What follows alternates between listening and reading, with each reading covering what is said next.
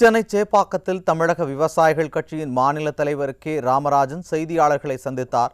அப்போது ஸ்டாலின் அரசு விவசாயிகளை காக்க தவறியதாக குற்றம் சாட்டினார். மேலும் 2026 சட்டமன்ற தேர்தலில் அதிமுகவுக்கு தமிழக விவசாயிகள் கட்சி முழு ஆதரவளிப்பதாக அறிவித்தார். பழைய சோத்தை மட்டுமே கண்ட விவசாயிகள் இன்றைக்கு இந்த திமுக ஆட்சியில் 4 ஆண்டு காலமாக பரிதவித்து வருகிறார்கள். இவர்களை பாதுகாக்க தமிழக அரசு தவறிவிட்டது. இதற்காக நாங்கள் கண்டனம் தெரிவிக்கிறோம். 1% மக்காசோளத்திற்கு வரி விதிப்பை ரத்து செய்ய வேண்டும் என்று இந்த மாமன்றத்திலே கேட்டுக்கொள்கிறோம். மத்திய அரசில் நாடாளுமன்றத்திலே அதிக அளவில் எம்பிக்கள் தமிழகத்திலிருந்து சென்றிருக்கிறார்கள். விவசாயிகளுக்கு கட்டுப்படியாகிற விலை நிர்ணயம் செய்வதற்கு என்றாவது ஒரு நாள் கேள்வி எழுப்பப்பட்டார்களா? இல்லையே. விவசாயிகள் தமிழகத்திலே பார்த்து கொண்டுதான் இருக்கிறார்கள்.